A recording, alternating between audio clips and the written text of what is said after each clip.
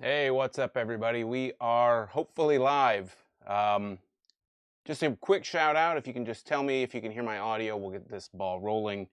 This is Sean from Draft Therapy Live. Like I said before, Friday, the 28th of February. If this wasn't leap year, we wouldn't have any more days, but we do. We have one more day.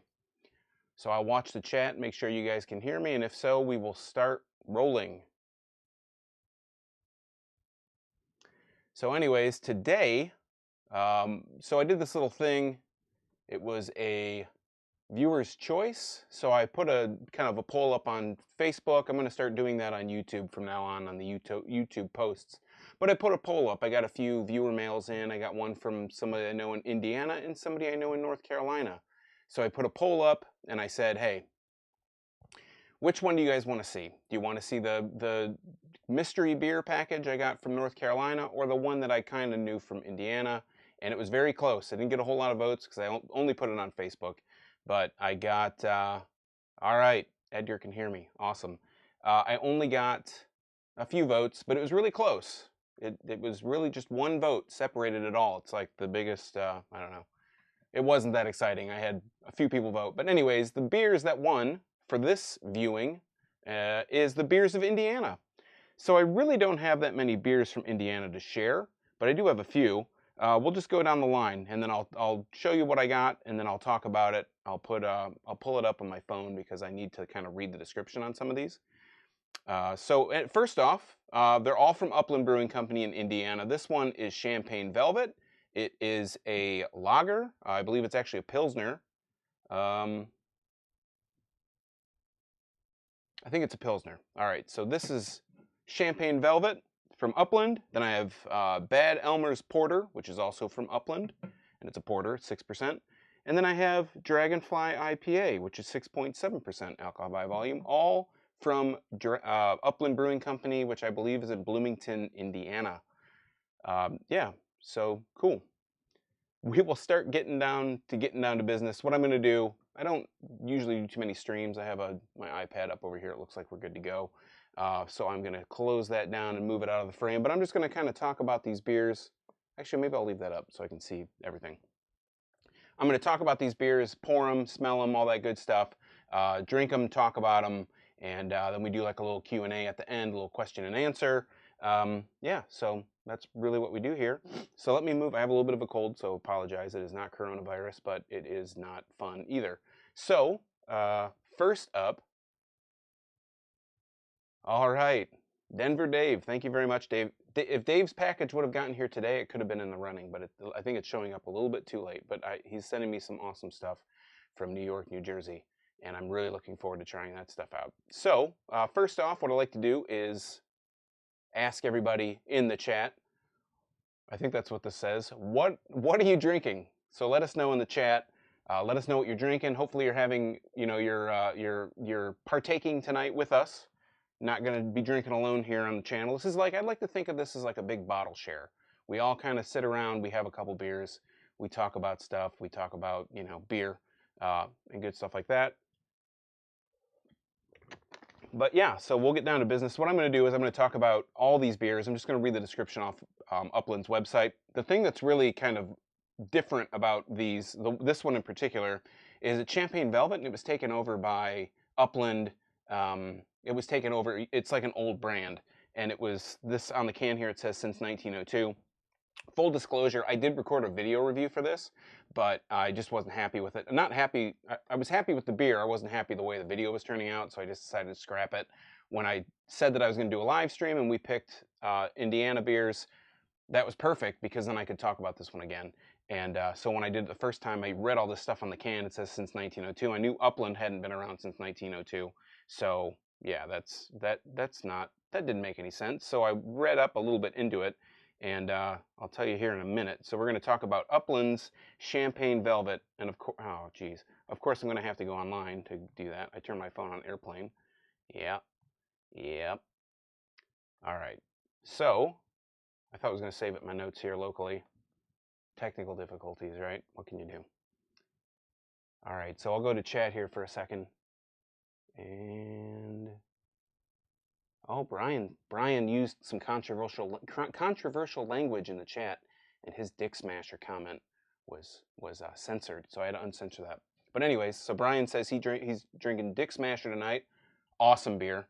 That was really blew me away. I thought it was going to be pretty good, but I didn't expect it to be quite that good. And then Denver Dave says he's drinking an other half 5th anniversary triple IPA. That sounds delicious, and I'm jealous. All right, so this is Champagne Velvet. We're going to go down the line. We're going to talk about each one. This is a year-round available Pilsner from Upland Brewing Company, and the description, I know this is going to be somewhat boring, but just bear with me.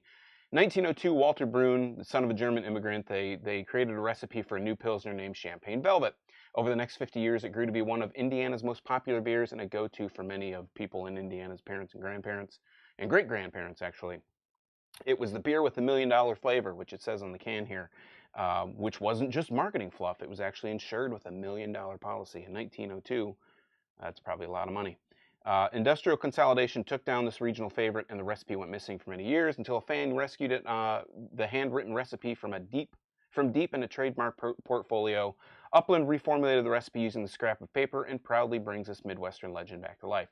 Okay, so I'm not going to read any more of the description. We'll talk about the flavors because it kind of gets into that. So next up we have Elmo's Bad Porter. Go back to my notes here. I'm sorry, Elmo's Bad Porter. Elmer's Porter. And this is kind of a cool label. It's the dude with a pretty nice beard. It says it's dark to be smooth, and he's wearing a hat that has the name of the beer on it. This is also a year-round porter, and it says if you aren't as tough as Bad Elmer, you can still drink with them. Porter's a medium-bodied beer. Lots of portery stuff. Again, I don't want to read too much about it because I want to talk about it. I want to try it and talk about it. And then we have Dragonfly IPA, and that is, I'm sorry to be so ill-prepared. I like to have all my facts here, but it's kind of a mad dash. So this says Dragonfly IPAs year-round. Oh, come on. They talk about the histories of IPA and the British and all that good stuff and taking it to India. And Dragonfly India Pale Ale is true to the tradition of traditional IPAs, I guess, featuring 7 hops. In addition, to create a powerful hop profile, solid malt base tempers the bitter American hops. Again, I don't want to talk about it too much. I want to experience the beer, and I want you guys to experience the beer with me. So, Maharaja Imperial IPA. Wow. Avery, nice. All right.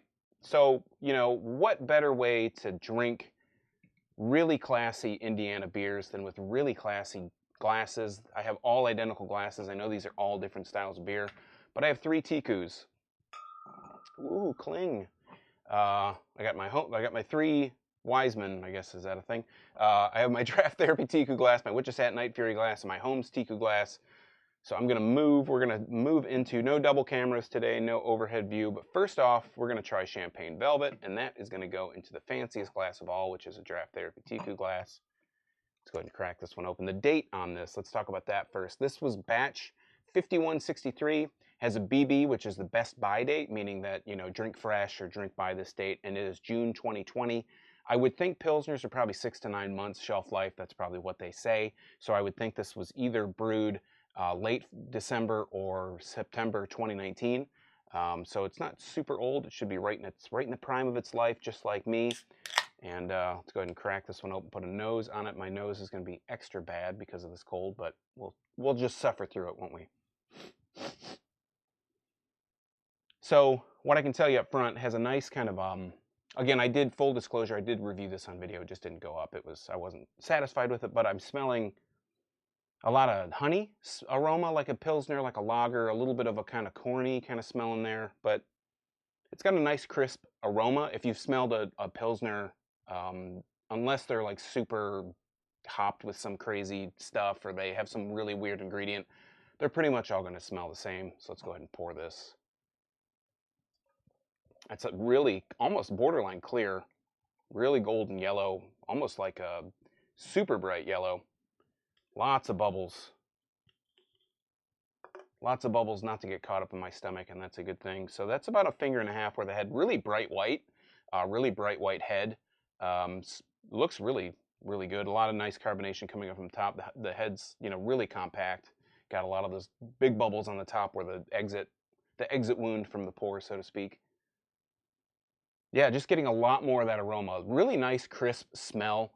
Again, that kind of honey sweetness in there is a little bit in there. And again, I get a little bit of kind of like a corny aroma. Um, Not corny like a dad joke, but corny like maize. So let's go ahead and take a drink. Cheers.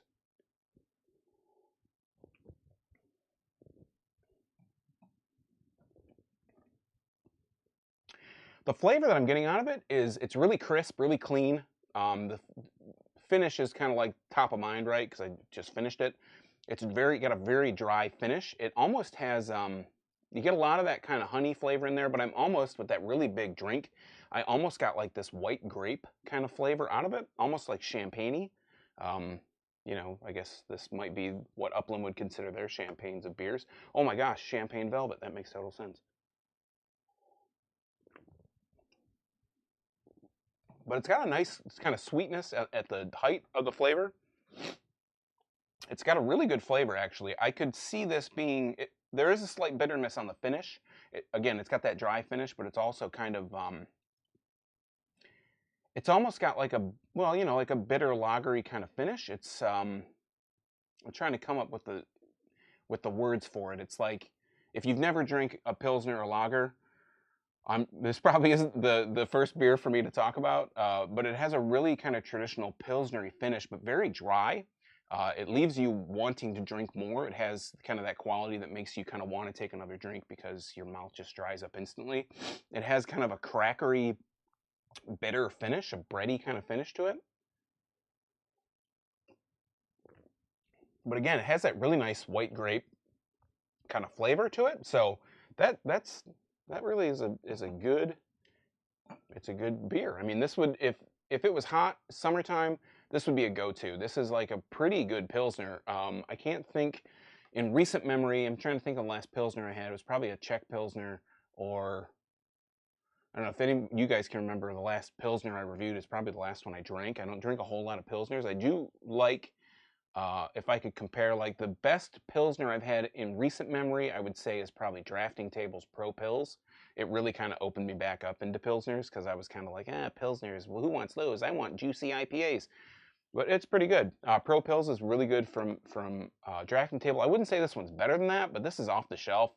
I was just at a beer store today. They had 12 packs of this. It's not super expensive. I think it might be probably $12 or probably I'm thinking probably in the $10 to $12 range for a 12 pack of beer. Don't quote me on that. Your price may vary by store, but it's a pretty good price. This is a pretty good beer. Super summer crushable beer. Again, my buddy Jason that furnished these beers told me this is his everyday beer, and if this is his everyday beer, he's not in bad shape. Absolutely not in bad shape. So let's move into a little bit of a similar direction. We're going to do the IPA. We're going to do the Dragonfly IPA. We'll talk about the label real quick here. You can see that it's a purple label, has a dragonfly. There's some words on the body segmentation of the dragonfly. The thing I thought was pretty cool looking at this is that on the side here is where they have the best by date, just like we saw on that Champagne Velvet. They have the best by date on here. So this one says its best by date is March. It's right after March, in between March and April, so I'm going to say that's March 2020, which is perfect because we're 2 days away from March. So this is probably nearing the end of its shelf life. I would think that an IPA, you might be able to push it 6 months. Probably, they want you to drink it fresh. I would say it's probably best by 3 months. So this is probably nearing right towards the end of its lifespan. Again, I got this about a month ago. Sorry, Jason. So, but yeah, I mean, I'm sure it's not going to totally hinder the. You know what? I'm going to save this glass because this goes with the dark beer. I'm going to use. I mean, look at how different these are. Totally different glasses. I'm going to go with this Holmes glass because they're known more for the IPAs. And, pardon me. This is Upland, the Upland bottle cap. It looks like some rolling hills of Indiana. I can only think of Fort Wayne in Indiana that has hills like this. Most of Indiana seems relatively flat, but when I've driven through Fort Wayne on numerous occasions, or the northern part of Indiana, I can really remember all those rolling hills, beautiful rolling hills. Let's go ahead and crack this. Hopefully it doesn't explode all over me. Okay, good. I thought maybe I was going to shake it up too much. This is like going to be the first Upland cap that I have, and Before I pour it, I'm going to stop into the chat and just see how you guys are doing. Brian says, love the TQ. I appreciate that. Plans, I'm going to pause because this one, Carlos Pena, thank you for stopping in. He says, Founder Civilized Brute IPA, Dogfish Head, Collaboration Roadbog Vibrant Potion, and Drafting Table Knows How to Brew. And then the real Dr. Bigfoot says, any plans to review speciation? I've done a few speciation. I did, oh boy, they have all the scientific names, right? So I think it was Mycoplasma, which was their collaboration with Rake Beer Project in Muskegon. I did that one, and I did one other one. It was like, I want to say it was like a Goza, or may have just been a sour. And they just released a collaboration with Holmes in a bottle. I haven't picked it up yet. If I get my hands on it, I would like to try that one. Because speciation, while they do really specific types of beer, they do those really well. I mean, you can't go wrong trying a speciation beer. So yeah, I do plan on doing more speciation. Plan on doing everything. I just bought a big, a 6-pack, basically a mixed 6-pack, or a mixed 2 6-packs, but mixed packs. And I'll talk about that after these beers, and I'll kind of go into what I picked up, and we'll talk about that. So, anyways, this is Dragonfly IPA. Down the middle on the Dragonfly, it says just the right amount of bite, and that's all on these body segments. Again, if this was a traditional video, I'd do the close-ups, I'd show the labels, all that good stuff. So let's go ahead and pour this regardless. This is quite a bit darker, obviously, than the Champagne Velvet. I'm getting lots of splashes all over the place. Splish splash. That's a nice amount of head. It's really rising up a lot. If you can tell, these are different colors. You can probably tell. Sorry. Different colored beer. I don't know if you can tell that or not. I didn't sniff it out of the bottle. I greatly apologize for that. Let's go ahead and move this up to the front here. But yeah, this is a really dark orange kind of colored beer. Really nice head. About 2 fingers now that it's settled. It's really hanging on. It's got a really nice puffy head on it. Really dense bubbles. Really compact. Really tight.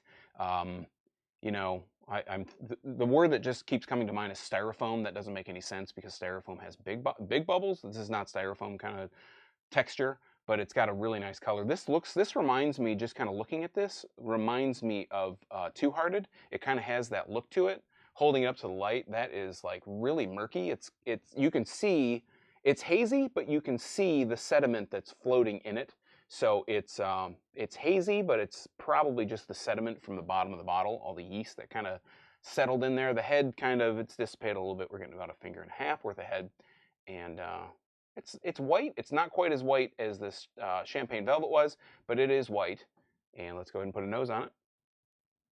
Ooh, just what I like to smell. It's got that nice amount of malty sweetness right on the nose. It's got a really nice citrus sweetness to it too, like a kind of a really ripe orange smell.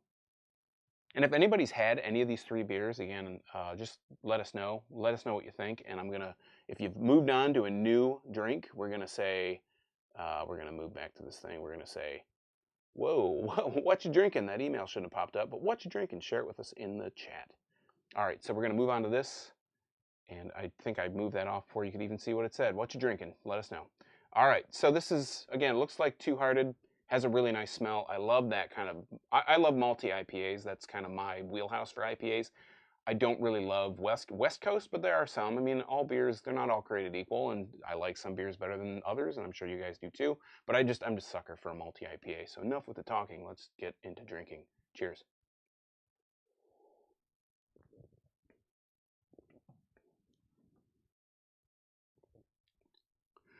That has a really sweet, oh boy. That bitterness kicks in at the tail. It really follows up with a really nice hoppy bitterness. It's a little bit citrus, but a lot more piney. It's not super resinous. It's not super strong piney, but it really, like, at first you get a lot of that malty kind of sweetness, that orange citrus kind of sweetness, and then it just really kicks your ass with really heavy amounts of bitterness. And as soon as it comes, it kind of fades away, and then what sits on your tongue is more that kind of piney, resinous, hoppy bitterness.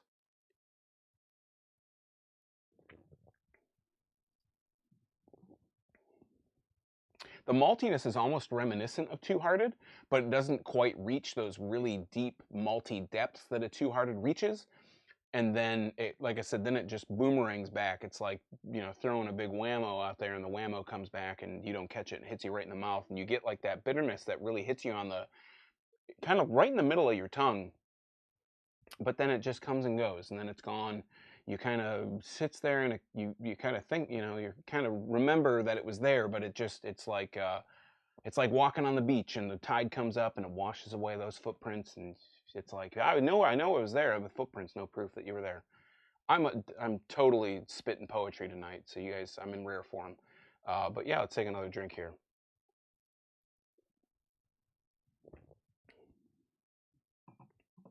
On subsequent drinks, it does kind of it rolls away a little bit. It's not as strong as it was on those first few drinks. The first one, whenever I take a drink of a beer, and the reason I take multiple drinks when I do these reviews is because you get that, you can watch somebody do one and they take a sip and then they talk about it, and then it's like a 4-minute video, and then that's it. But for me, the thing that I notice is that the first drink that you get is always it's almost always the strongest, and then the subsequent drinks is really where the beer is made, right? Like where it really makes its money.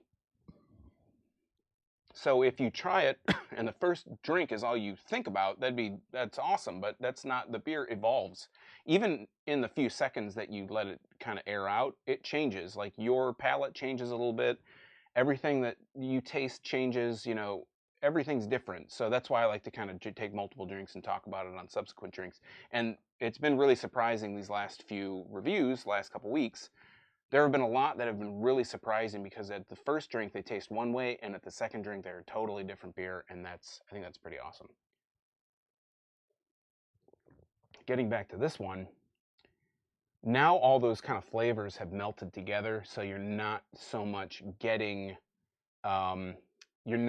so much of the hoppiness on the tail end, and you're not getting the separation of the sweet maltiness on the beginning. The maltiness is kind of fading into the orange sweetness, and it's all just kind of merging together in this big kind of, I don't know, this like a little bit of citrus bitterness on the tail end, and the piney resinous kind of falls off. But nonetheless, very interesting. And then we're going to move on to Bad Elmer's Porter, which is a 6% porter, obviously from Upland Brewing, because you can tell by the hills. 12 fluid ounces. Anything on here interesting besides that? Bloomington, Indiana. It is what it is. There ain't a whole bunch else going on here. This is batch 5173. Best buy date is May 2020. Again, I'm going to say a porter you can probably hold on to almost indefinitely if it isn't sitting, I don't know, in a furnace. If it hasn't totally just evaporated in the can, unless it was sealed very poorly, I don't see how that would happen. But I'm going to pour this into my Night Fury Tracks TQ, because Night Fury Tracks is a dark beer. This is a dark beer. I mean, porters and stouts, we could all argue till we're blue in the face what differentiates a porter from a stout, but I'm not going to do that. You guys can talk about it in the chat if you'd like. Feel free. I'm just a spectator to your chat, so wipe off. This can had a little bit of crud on it, so we're going to go ahead and crack it open. Put a nose on the can, which I forgot to do with the Dragonfly IPA. I got to really get in there to get that smell, but it has a bit of a, I'm getting like the roasty maltiness. I'm getting that kind of like a licorice kind of smell. A sweetness to it, so that's nice. That's a good smell. Let's go ahead and pour this. Dark, as you would expect. It's a porter. Makes a lot of sense, right? So we pour it, and you can see through the stream here. I don't know if you can see it, but I can definitely see it. You can see it when you pour a porter like this, that you can see it's basically like a colored liquid, obviously, right, coming through, but it's a little bit transparent. Where you get like a barrel-aged stout or you get a stout, it's a little bit thicker than that, especially barrel-aged stouts are the ones that are like chocolatey barrel-aged, you know, stouts, or they have like 87 different adjuncts in them. They start to get really thick and you can't see it all through the glass or through the pour, through the stream. And this is not like that. It's a porter, it's a 6%, it's a light porter. Again, you know, it's almost borderline sessionable these days. I've been flapping my lips too much to know how much it was on the original pour, but I don't think it's much different. I got about a half a finger's worth of head now. It was probably a full finger's worth of head. The bubbles are super dense, or super tiny. I can see through the head to the beer. What it looks like on the edge of the rim of this glass or the rim of the beer is much more, it's more deceiving, because it looks to you like there's, oh, hey, look, a half a finger worth of head, but on the top there's nothing. It's almost super transparent at this point. There almost is no head to speak of.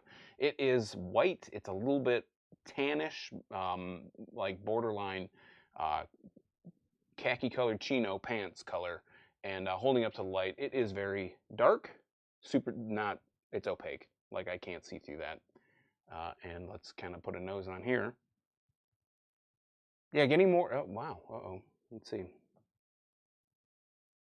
So getting a roasty smell in there, roasty malty aroma in there. Getting that licorice, but I'm also getting, sorry guys, I apologize.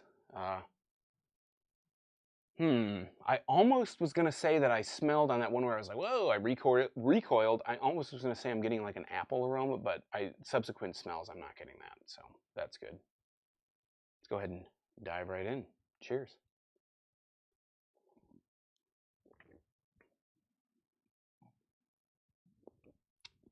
That's got a really nice light mouthfeel. It's not super thick, not super heavy. The overwhelming characteristic that comes through on Bad Elmer's porter, not Bad Elmo's, but Bad Elmer's porter, is roast. Like roasty malts, roasty flavors in there. Like I said, it has a lighter mouthfeel, but that roastiness is full flavored. Like I'm still tasting the kind of smokiness on my tongue.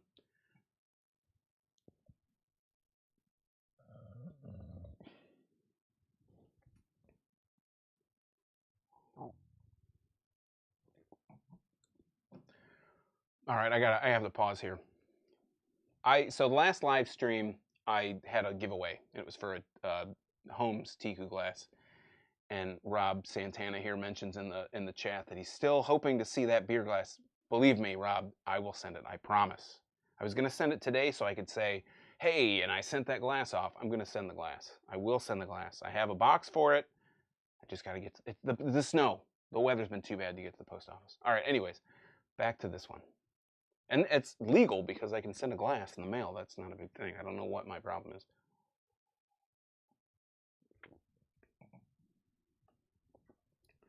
It does have a crispness, not a Christmas, but a crispness to it. This is really easy drink porter. Porters by nature are usually a little bit lighter, a little bit easier to drink, a little easier drinking.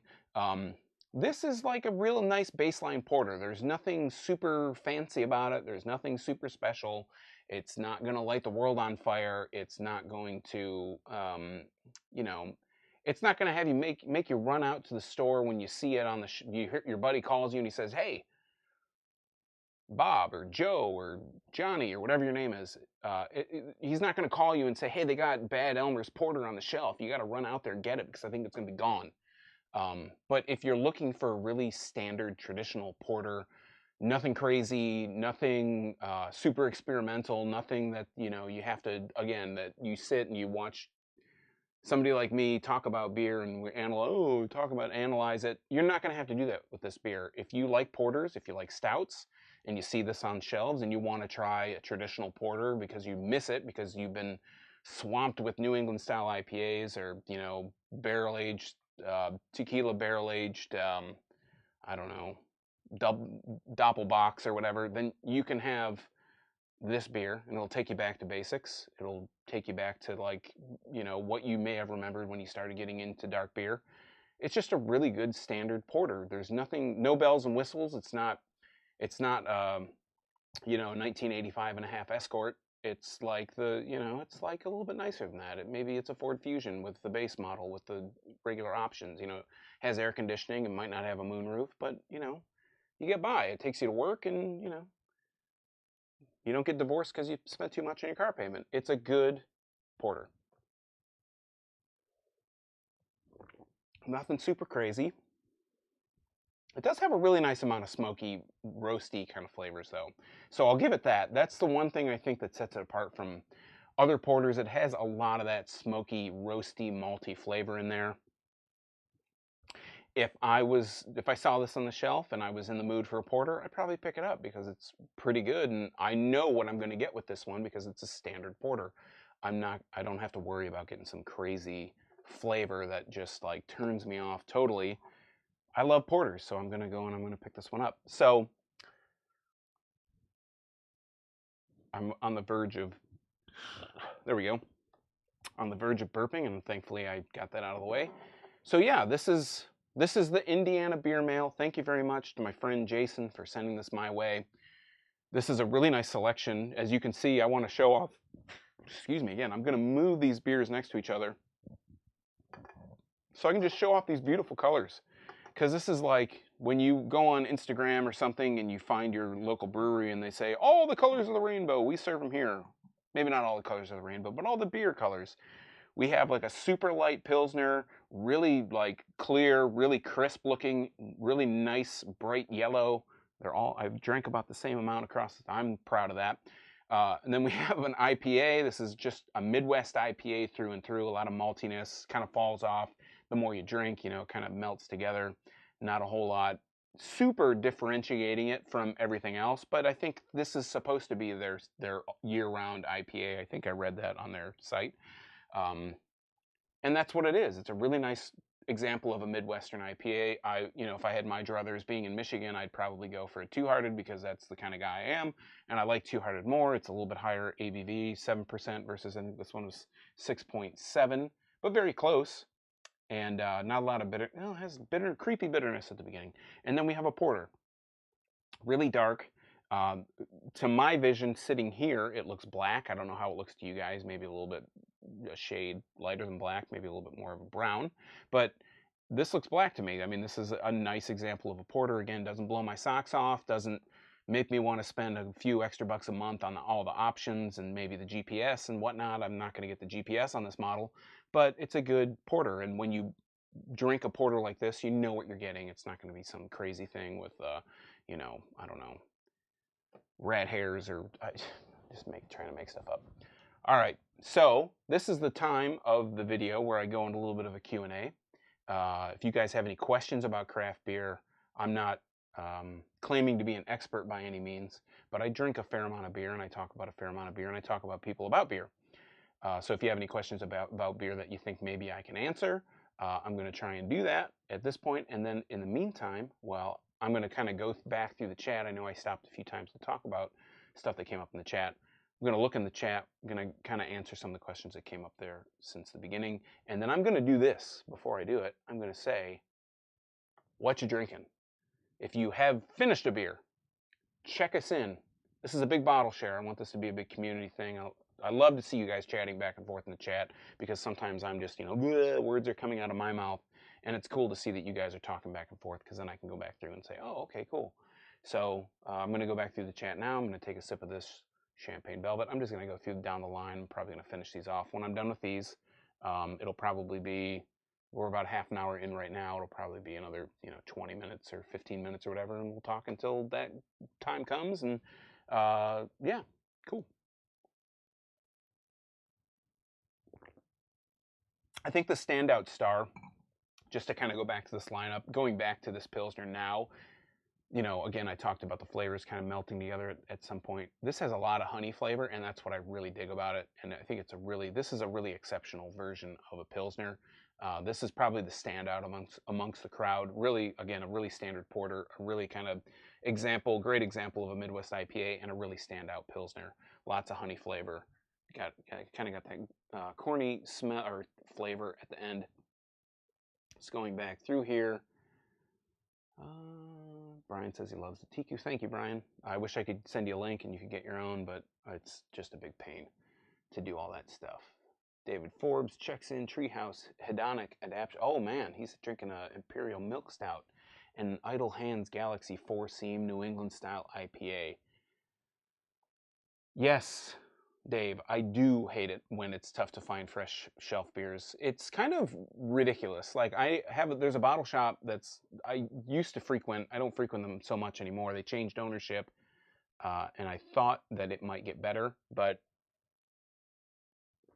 I go to that bottle shop and they do singles, and that's the thing that I think is really cool. If I opened a bottle shop, that would be the thing I would let you do, is split anything into singles, because I want you to be able to try the beer, right? I want you to come back and say, hey, this guy's really cool. He lets me try these singles. They let you try singles of everything, but I think the problem is they don't have enough turnover. So when you go in, when I've gone in, the most recent time I went in, it was like where all the bottles had dust all over them, and it's like, you find those beers that are like expanded, they're about to burst, or you find just dusty old bottles of beer that, I remember when they got released initially, and I didn't buy it from there, but I bought it from a different store, and then I come back and the same one that like brewed on date was 2 years ago. That's just sloppy. That's lazy. And the thing that really kind of turned me off is when Hop Slam came out this year, I went and picked up a 6-pack, and the guy at the counter, it's fine, but the guy asked me, he's like, hey, 10%, that's pretty heavy, right? And I was like, yeah, I mean, it's 10%, I mean, he's like, how many of these do you think you could drink? Well, I mean, it's not really a question of how many I could drink. It's more of a question of how many do I want to, like I said, I could drink them all. If I didn't care how I felt the next day, I'd feel like a total pile of crap, but I could drink, and it just kind of turned me off. Like, you don't know what you're selling. Your stuff's all old on the shelf. Like, figure out your business, and then if you want to make jokes, I guess that's cool. Maybe I'm just being, I don't know, too whatever about it. Review the Brew. Tyler says, Parent No Rules 2019. He's drinking a Parent No Rules 2019. Holy crap. Brian Kramer asks, are you going to do a B43 head-to-head with M43? I can. That's a good idea. I probably should, because, so I initially did the Brute Brute, whatever it was called, the pilot series Brute IPA, I think is what they called it, from Old Nation. I was just in there last weekend in Old Nation, and now it's just totally been flipped and renamed to B43, and I think it's going to be pretty cool if we start seeing those pilot beers. I don't know how they sold. I'm sure the Brute M43 sold like hotcakes, so they're going to, obviously do that as a regular thing, and they are. I don't know how the other pilot series have gone. I think the Honey Pilsner? The honey one, I don't think that probably sold all that well, and I think they did a third one. But yeah, I mean, that's a great idea. That's something I should look up. Let's see. Dave says he's very fortunate to have amazing breweries in New Jersey and New York that he can go to and get fresh beer. Yeah, that's awesome. That's the best part. I don't know how it is for you, or anybody watching that lives near a brewery that maybe has some kind of hype behind the brewery that they go to, but having releases every week or every other week, that's really cool. I think that's a really cool thing about breweries and beer in general, especially if it's someplace that gets you excited, regardless of how long the lines are, whatever. If it gets you excited, that's cool. Me personally, I'm kind of like, there's a few breweries around here that do, they seem like every other week they're doing releases, and it's really tough, especially really heavy on the pocketbook to be able to buy that beer. And one of those places is Ascension. They do every other week, it seems like now recently, but they didn't say anything about it, but they're getting distribution.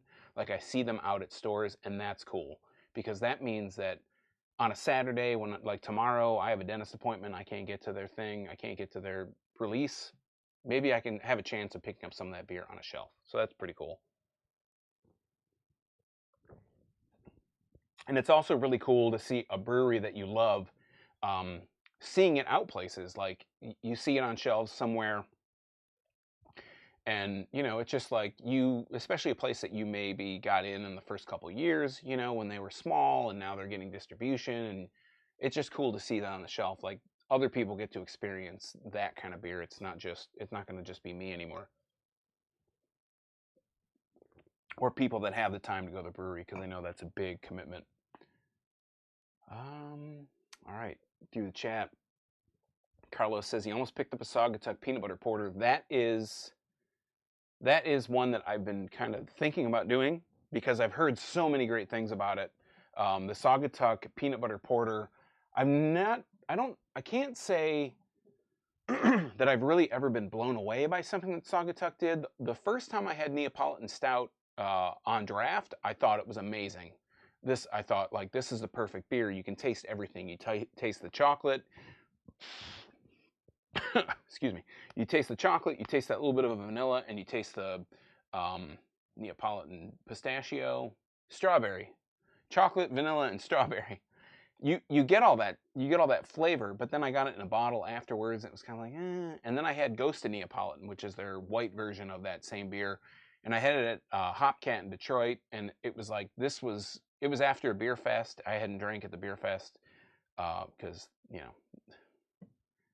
we won't get into that. But I didn't drink at beer fest. I went to Hopcat afterwards, the fall beer fest, and had the Ghost Neapolitan. It blew me away, and I think they released it in bottles or something. I've looked at Untapped or something, and people were just not impressed with it, which I thought was really odd because I thought it was really good at the time. Their barrel aged series have been kind of hit or miss. I think the brown, the Imperial Brown, the coffee Imperial Brown, I really enjoyed. So I was really kind of blown away that I enjoyed it. But some of the other ones I haven't been into. So Saugatuck is definitely a hit or miss for me. They've done some stuff that's really good, and some of it's not so much, I guess. Robert, thank you for forgiving me for the snow. Oh, so the real Dr. Bigfoot says he just cracked open the Stinger by Oddside. I have heard that Stinger is really just kind of, it's a honey IPA, right? It's like brewed with honey. That's why it's called Stinger, because it has a bee on it. It's all about honey and whatnot. I've heard that that is really good. I think that's a double IPA. I'm not sure if it's a double or a single, but I've heard really great things about it.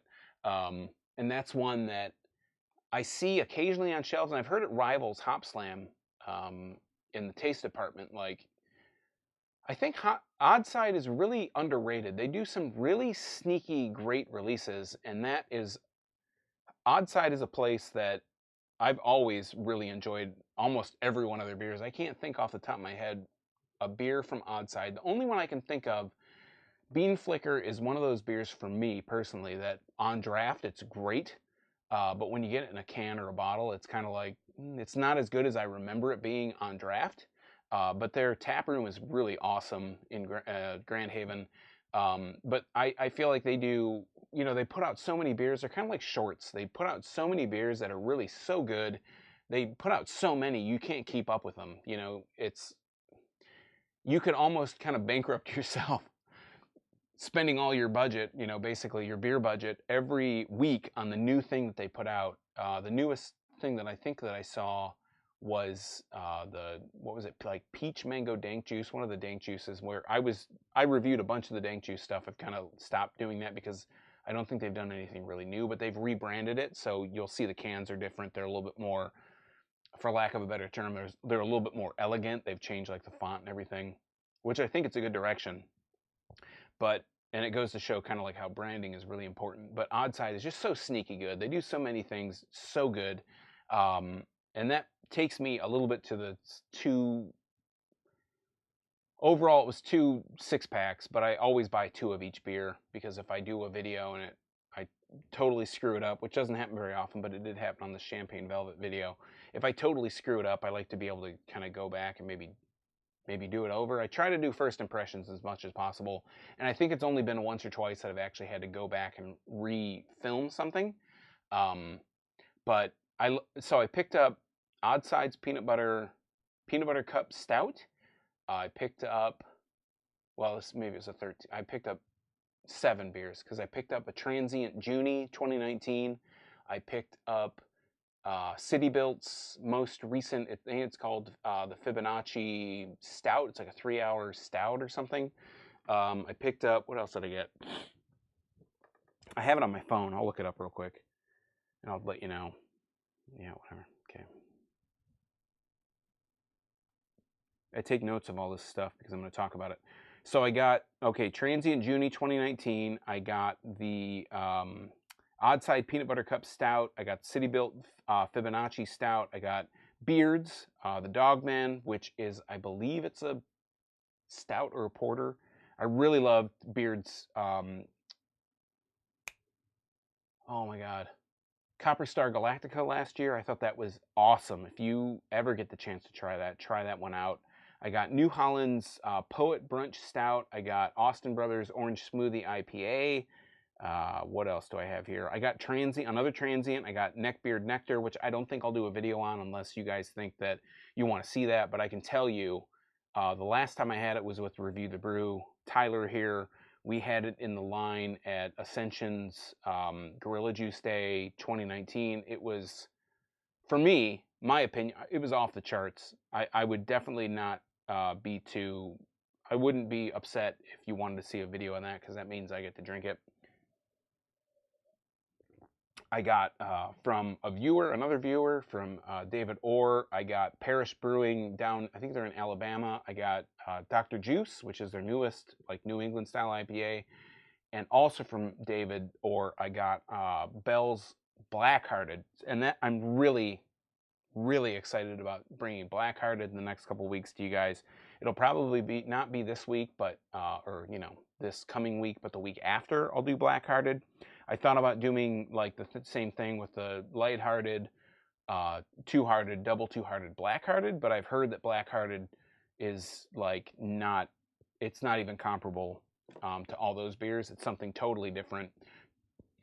Totally not. It doesn't fit in line with everything. It's supposed to be a black IPA, but I'm really excited to try that one. Again, I've kind of been saying recently that hype is the beer killer, so I don't want to get too much in my head about how great I'm thinking this beer is going to be, and then I try it and it's not as good as I think. I try not to do that. I try to be as level-headed as possible. So let's go back to the chat here as I totally digress. Tim Housey says he's drinking a Neon Nebula from Ale Asylum. Where is Ale Asylum? I have not heard of that. Supernatural Brew and Spirits has good peanut butter stouts. I have been to Supernatural a few times. Carlos, I don't know if you go there often, if you're like a regular there or not, if you're a mug club or whatever. I did, this is another one. I record videos sometimes and I don't necessarily use them because maybe I don't think that I did well on them. They did I am a jelly donut. It's like the play on Kennedy's speech of I am Ich ein Berliner or whatever. And then I don't know if I got that. There was an ICP beer that they did, and I don't know. I know I didn't do a video on that one, but I never released it. I need to get to Supernatural because it's like minutes from my work, and I drive by it really frequently, and I think to myself, I really need to stop in there, and I don't stop in there. I've been there a few times, though. That's the place that I would like to talk to, the people that run that, because I know that it used to be like a steak restaurant. It used to be Herc's, if you're familiar with the Livonia, Plymouth, Canton, Redford kind of area. Herc's was like a steakhouse for years and years and years, and I think either somebody that used to be in a family member of the people that ran Herc's is either like the manager or they're like the general manager or something. They're involved in that in some shape or fashion. And I remember seeing Supernatural coming to that location for a long time and like, when is this place going to open? And when it opened, I was there within like probably a couple weeks trying them out. And they have some of their stuff I feel like kind of misses the mark, and some of the stuff is really pretty good. So I would love to get into Supernatural and talk to those guys. And kind of Brian talked about Dick Smasher. On the Dick Smasher video, I said, hey, if anybody knows anybody from Batch, have them reach out. I actually did hear back from the owners, or the whatever you want to call it. I think he's an owner from Batch, so maybe, hopefully something will come of that, and we can get in there and talk to them. Back to chat, the Real Dr. Bigfoot says, hoping to hit up Eastern Market's new side project in Ferndale this weekend. If you do end up going there, let me know how it is. I've been to the Livernois Tap when it was Axel, and I really enjoyed it. Some of their, again, same kind of thing. Some of their beers hit or miss. Axel's beer. I really loved, I had Wolf Tone. I think I might still have a bottle of it. I really enjoyed that. I didn't get to try much else from them except for one of their New Englands that they did. And Eastern Market is another place that I've done reviews on. I've been there a few times. I talked to Dane, who's, I think he's an investor or an owner. He's like one of the front guys of that place. Way back when I started the channel, talking about getting to them, and it's no fault of Eastern Markets or Dane's. I've tried to get in there, and it's been me. It's been my fault for not following up great in there. But I'd love to. Again, the thing that I did with Rake Beer Project, doing that kind of promo, that's the thing I really enjoy doing. It's a really creative kind of endeavor. And then, you know, I know you guys, you tell me in the chat, you know, do you guys get sick of just seeing me back behind this bar and on this backdrop and talking about beer? Do you want to see more videos at breweries or even just tastings? Like, I could take a GoPro and record it sitting at a bar or a brewery and just drinking covertly. I like to get permission. I'd like to talk to them because I think that's the really cool part, is talking to the people that work there, the people that own it, or the people that manage it, and getting their stories. I think that's kind of like the cool part of doing stuff like this. Do you want to see more of that? Do you still like to see all the beer reviews? Because that's kind of like the primary thing that I do, and it's a lot easier for me to do. Right now, timing's hard to do, but if you want to see more like brewery stuff, let me know, and I'll just really be more vigilant about doing that. Reaching out to those. I think there's in the back of my mind, there's several places that I think I could get into and talk to. But if it's not something you're interested in, I don't want to I don't want to do stuff if you're not interested in seeing it. But if you want to see brewery visits, taproom visits, these profile videos, if you want to see places, you know, maybe off the beaten path that you haven't been to, maybe like even going out to places, you know, the drive out to there, like a little vlog style thing. I'm not like a big vlog guy, but if you want to see like a vlog, like a video blog kind of deal, where I go out to some place and talk to those people, or even just go by myself and talk, let me know, because I want to know what you guys want to see more of. I know for me, the beer video, the beer review kind of stuff, it's great. I love talking, obviously, I love talking about Michigan beer and just talking about beer in general, because that's what I do. But um, I could talk about beer all the time, but if you guys don't want to see, you know, beer reviews all the time, but if you guys want to see more of the kind of brewery stuff, like, hey, that gives me an idea, I want to go visit them. I know Brian went to Batch after he saw the Dick Smasher video and said, hey, you know, I want to try this out because I saw this guy really likes it. I love to do that. I love to turn you guys on to new beer. But if you want to see more brewery kind of, you know, interaction, or more going out to the brewery to kind of show you what is at the tap room, so you know, let's be honest, there are places that you know that you have heard of, and you're like, nobody talks about that place. Like, should I go there? But everybody talks about this other place. Should I go there? You know, it might be 2 hours away. The state's like huge. If you're watching from Indiana, you know, it's quite a drive to come someplace on the east side of the state here. If you want to know more about that place, let me know and I'll see what I can do. All right, off on a huge tangent. Yeah, Dave says going to the releases is sometimes a whole day event. Sometimes it takes an hour. Yeah. Sometimes it takes an hour, and then you wait. Yeah, you wait, and then you drive back. You get the bracelet. We don't do much of the bracelet thing here in Michigan, but I totally know what you're talking about. There's a release tomorrow that it's like, oh yeah, you can line up at 5 a.m. to get maybe, you know, get a beer. It's like, I'm not gonna line up at 5. Rob Santana says he once had a beer from Saugatuck. Tasted like someone put a cigarette butt in the bottle, and it was barrel-aged beer. Rob, let us know what beer that was. Dragon makes a triple with honey called Killer Bee. Dragon Mead makes awesome beer, and I know Rob's been a huge advocate for Final Absolution. Is that the one? I need to get that. Poet Brunch Stout is great. Had a Grand Rapids Tap Room before Beer Fest. I missed Beer Fest. I missed Beer Fest, and that's another thing. I like to do those kind of interviews at Beer Fest.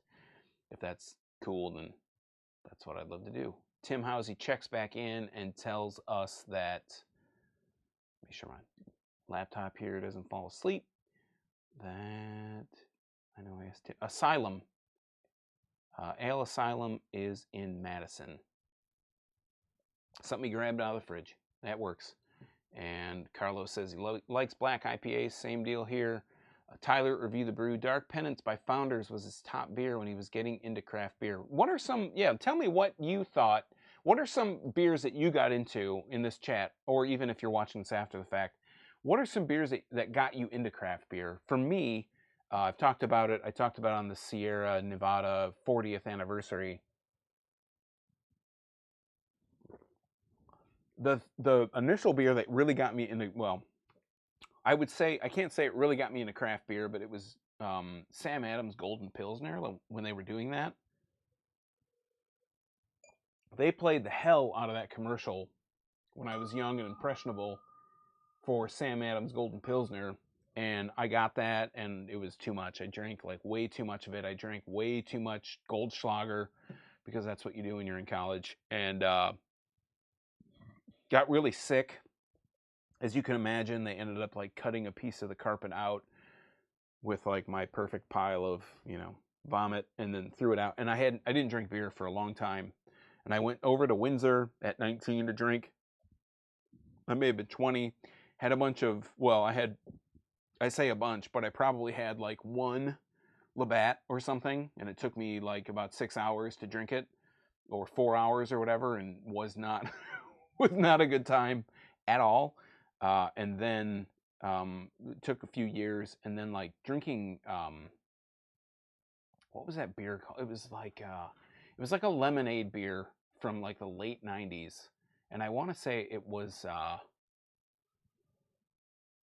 Red Dog, but it had dog in the name, and that was one that I drank. Kind of got me conditioned back into like, oh my, like my stomach churned from drinking beer after that Sam Adams incident. But getting back, like Sierra Nevada Pale Ale, Anchor Steam, really like this guy that I knew, Graham, he like talked about Anchor Steam, and he was telling me all this story about IPAs and how the monks carried it across the desert and all this stuff. And now you think like IPAs, you got to drink it within 6 months or it's trash. That whole thing, and like kind of getting into the myth and the lore about all these beers. It was really kind of cool to hear somebody's perspective. And I remember, like, this is dating myself really a long time ago, but seeing Fight Club at like one of those things where you go to like a theater and they serve beer and stuff at the theater, like a Magic Bag in Ferndale was actually the place it was, and seeing Fight Club and drinking all these Anchor Steams in Sierra Nevadas really kind of put me back in love with that whole craft beer scene, and then just falling like headlong into it after that. And craft beer for a long time was just Sam Adams was a craft beer that you drank. I mean, Blue Moon, which probably at the time was a craft beer, I don't even know. I was really fell headlong into Hefeweizens and wheat beers, and that was like a big kind of thing for a long time. And then, hey, this thing, everybody's getting into these IPAs, you should try an IPA. And then getting into IPAs and getting into Hop Slam, getting into super piney, hoppy, just crazy out of control beers, just crazy stuff. And then kind of just taking a break for a little bit. I think I've talked about that, but taking a break from craft beer and kind of taking a back seat and getting my health in order and everything, and then coming back to it with this channel. But yeah, Sierra Nevada Pale Ale and Anchor Steam were the two beers that you could get anywhere, and just those really cemented my path into craft beer, back into craft beer after getting just too nuts. Let's go back to the chat here.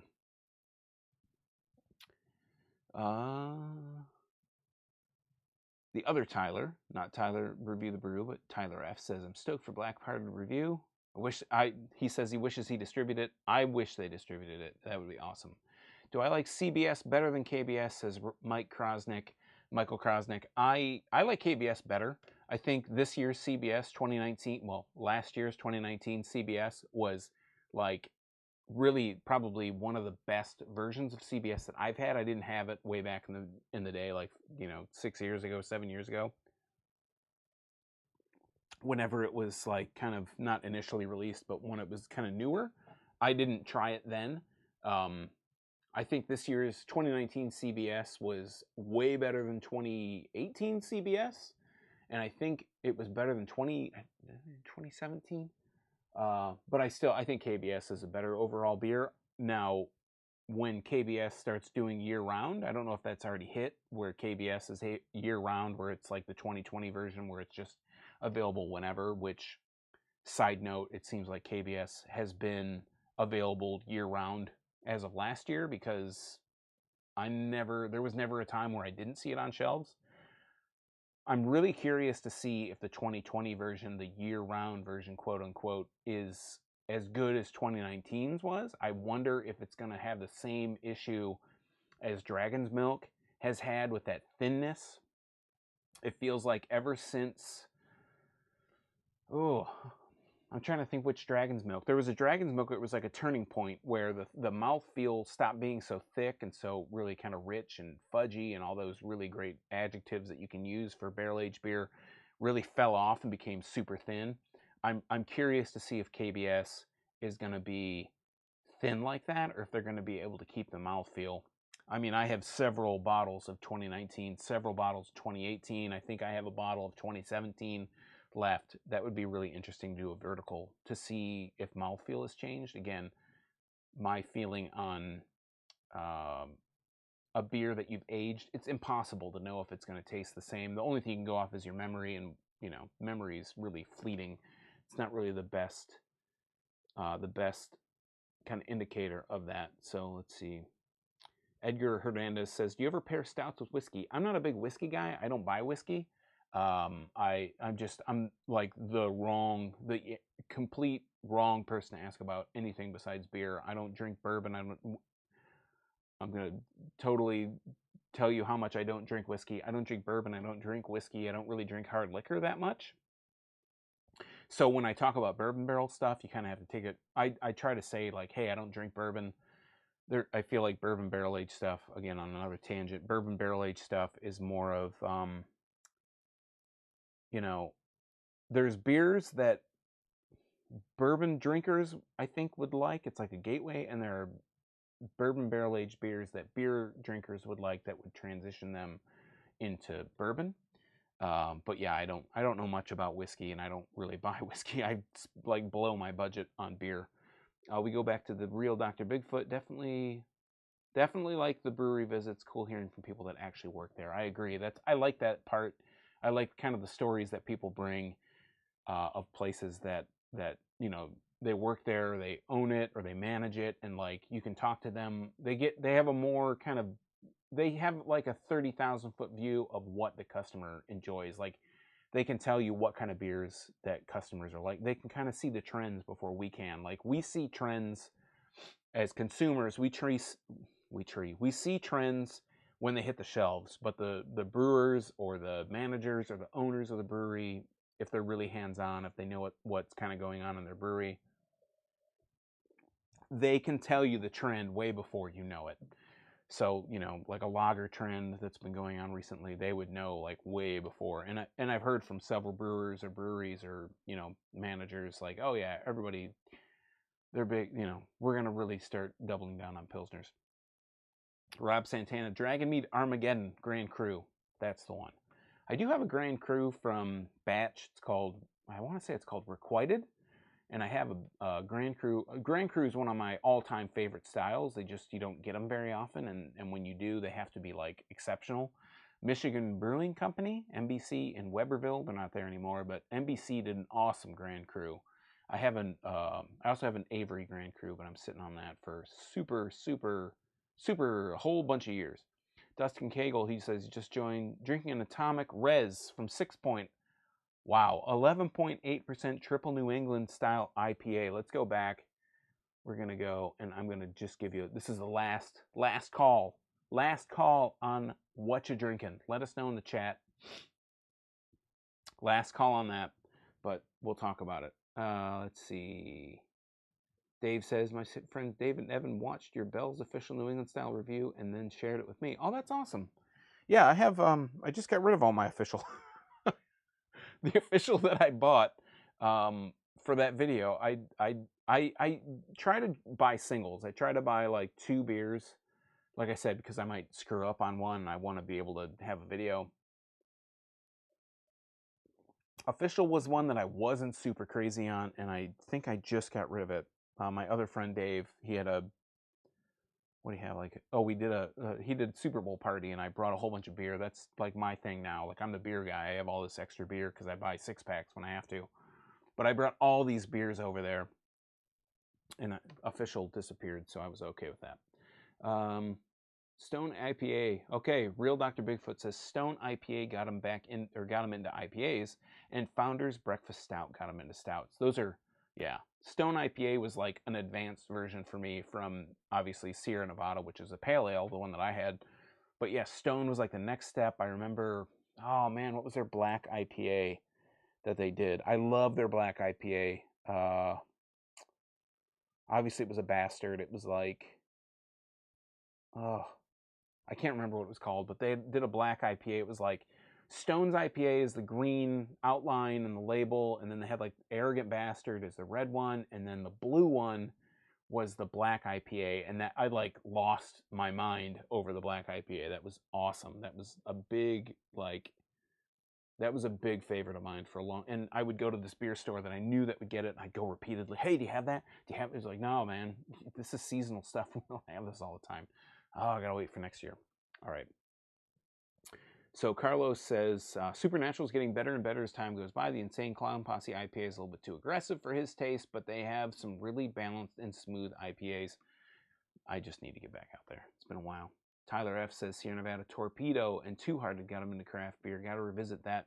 Yeah, I think that's really fun to do. Like to go back and try these beers, maybe that you're holding on or you're trying to catch the next best thing. Sometimes it's kind of cool to go back and see your kind of basic beer that you fell back in love with or fell in love with the first time.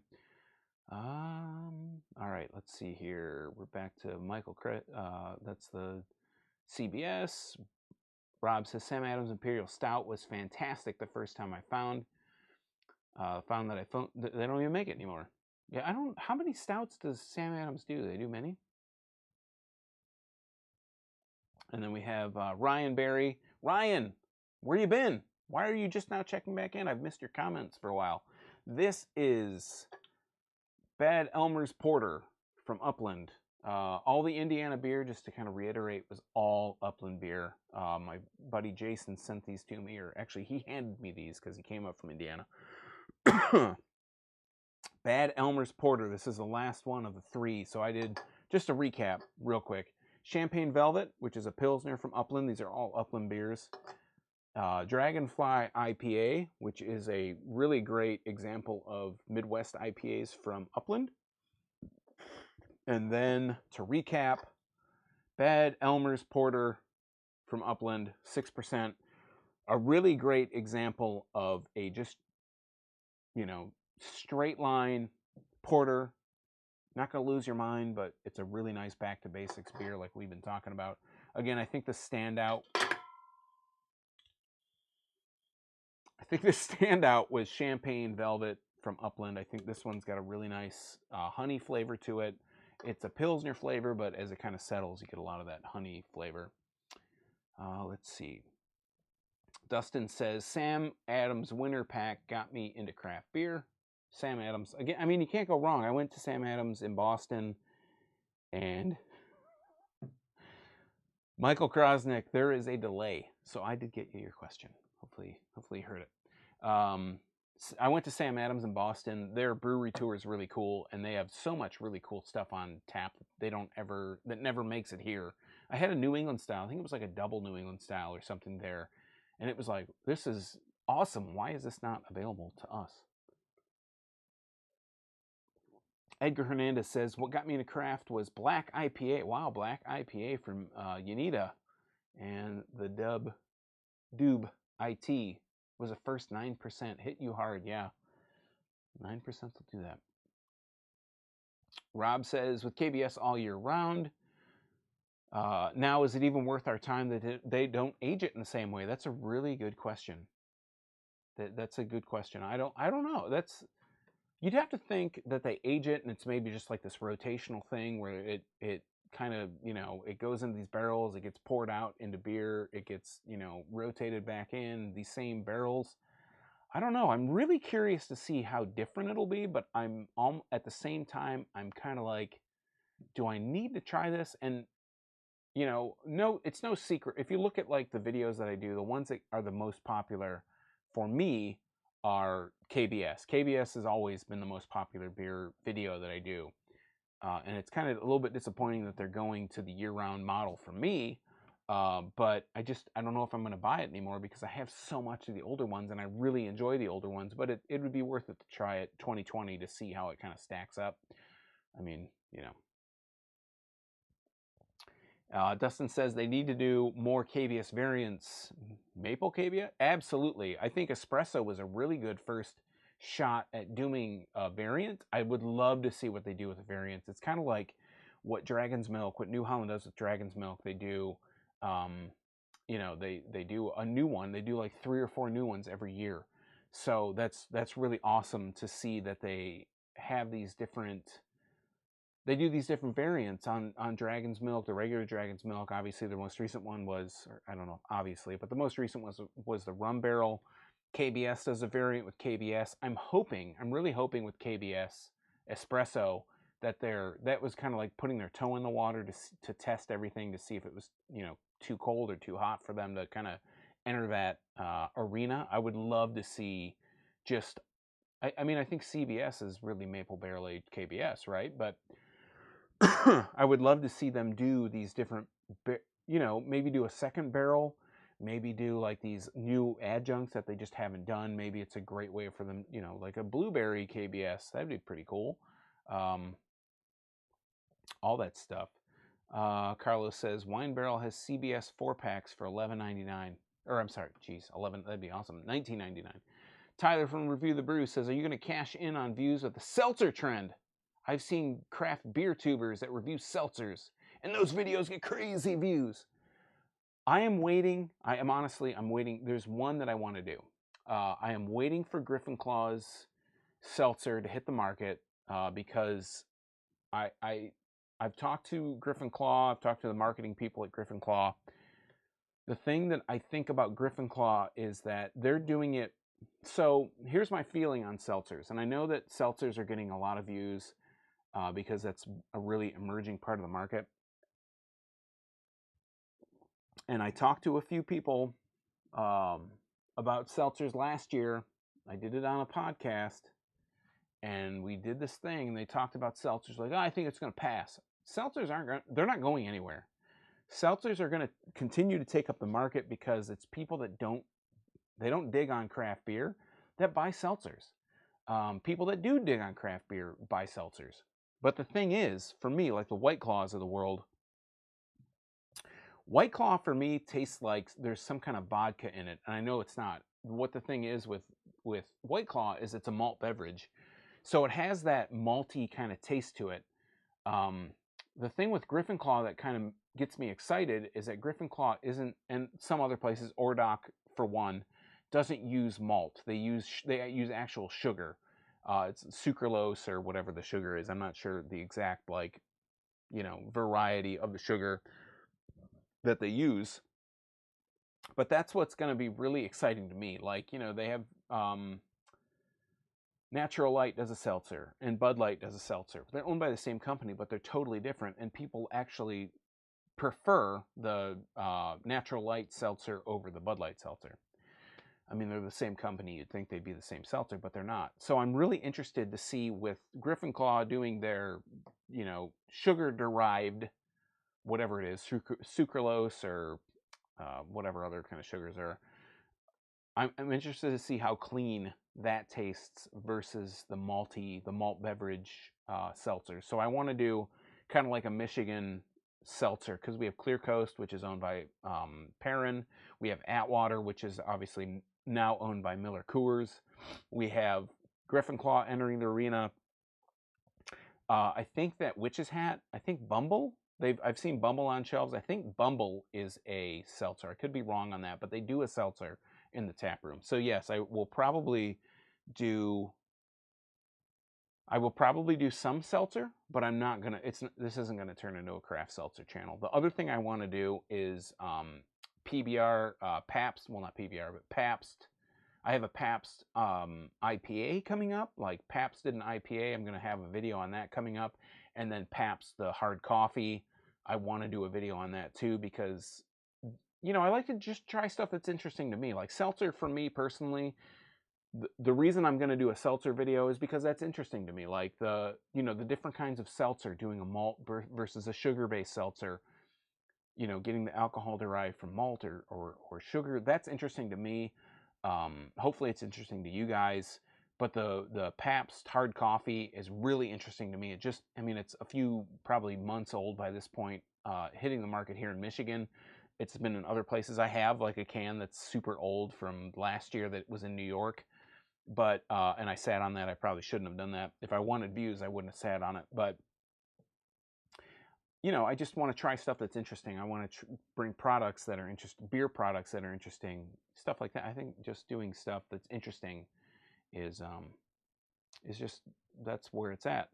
All right, so KBS to Goose County. Goose County. I actually have some Goose County. I have not bought Goose County in a couple of years. I got really raked over the coals when I bought it last time. I got overcharged like way too much when I bought it 2 years ago. But I'd do a 2-year-old Goose County versus a 2-year-old KBS. I have KBS from both times. Stone Self-Righteous was the, yeah, okay, that sounds familiar. The Real Dr. Bigfoot says Stone Self-Righteous. That sounds familiar. I thought it was a bastard. I thought it was called a bastard thing, but maybe not. Rob Santana, I'm on my 4th Backwoods Bastard by Founders. It's his everyday go-to. It's like Budweiser for real. So I want to ask Rob or anybody out there, with the year-round, Rob, are you still drinking year-round KBS, or I'm sorry, Backwoods Bastard, like the year-round version, or do you have like some? I know that you probably have like crates, cases, and pallets full of like 2017, 2018 of Backwoods Bastard. Are you drinking the new one, like the year-round one, or are you drinking the old one? Let me know. Let's see. Denver Dave. Dave is drinking classic Trogs Nugget Nectar. Trogs is one that I've really wanted to try and just haven't gotten the chance to. Real Dr. Bigfoot. Old Nation do a oh my gosh. If you can't read chat, you need to get some new cyber eyes and read what the Real Dr. Bigfoot said. I would love to see Old Nation do a barrel-aged Electron Brown. I'm in the same boat. If this boat is sinking, we're both dying here, because I would absolutely love to see Old Nation do a barrel-aged. Bourbon barrel would be awesome, but I would love to see Old Nation do a barrel-aged Electron Brown. Because Electron Brown is like close to the pinnacle of brown ales for me. I love brown ales. I think it's like, if you watch the interview I did at Summer Beer Fest with Travis, we talk about kind of browns, and I think it's in that video, unless I cut it. But we talked about browns and being like, I think I may have cut it, so I apologize. Maybe I'll do a separate kind of thing. But we did a whole woo, had a few drinks. We did a whole thing talking about browns. He talked about the lineage. Travis is super informed, educated about just kind of beer history. The stuff that he ran down was awesome. Okay. Rob says seltzers are like ciders. There's a new company in a small town of Leslie that is doing spectacular boss cider, but I don't really know if it's worth my time, but I hear great things. That's the other thing that, doing ciders, that's a thing. I know that Tyler, Review the Brews, Tyler, his girlfriend on the 1,000th subscriber video that I did, or the live stream I did, she asked about ciders. Like, do you ever think you'll do ciders? It's like, I'd have to be interested in it. It's kind of like going back to the whole seltzer and back to the whole, Pabst hard coffee thing. I'd have to be interested in it. And ciders, at this point, I'll freely admit, I am extremely, I don't know, I guess ignorant, or just kind of, I have blinders on to cider. It's like, I know that Ace does cider. I know Blake's in Michigan here does just tons of cider. But it's not on my radar. Like, again, it kind of goes back to the liquor thing, like with whiskey or bourbon or whatnot. I feel like I spend enough money on beer that cider, spending on, Star Cut, owned by Shorts. Like, if I just spent more money on cider, I'm gonna have to sell this place. Like, I'm just gonna live in a cardboard box, and we'll have a camera, and maybe I'll just pay for my phone, and on occasion, in the cold winter morning, I'll talk about something on my phone. Dustin says, favorite bourbon barrel-aged beer. Oh man, I'd have to look at the videos I've done to see what I've actually like talked about. and that might be a cop-out, but I really, really enjoyed, I'm not going to say it's my favorite, because I'm too cagey for that and too slippery, but I'm going to say one that I really remember enjoying. There's two. White Flames, Black Flame. I really liked that one. That's a maple bourbon barrel aged stout. That was really good. But is it better than KBS? I don't know. And then I really, really, really like, more than Black Flame by White Flame, which is super confusing to say, especially when you're a few beers in. I really enjoyed Grand Armory's Sap on Tap, the bourbon barrel aged Sap on Tap. That's just got a great taste to it. It's a really smooth, really dangerous, super dangerous bourbon barrel aged beer that you don't even know. I mean, I haven't had. I'm reminded now. One of the I really loved Trax Night Fury was a really good. I think that's bourbon barrel aged. I really enjoyed that. And one of my bigger regrets is not having won a drafting table and palatable in Milford's beers. But I had like a bourbon barrel aged or rye barrel aged. Maybe that's disqualifying. But I had a Mean Vanilla Bean. I think it was rye barrel. So maybe that's not bourbon barrel if you're getting super technical. But I had that at a beer fest, and that was mind blowing to me. That was a really great beer. But I think that was rye barrel aged. All right, back to chat here. Scott Boyer's drinking a Woodmaster.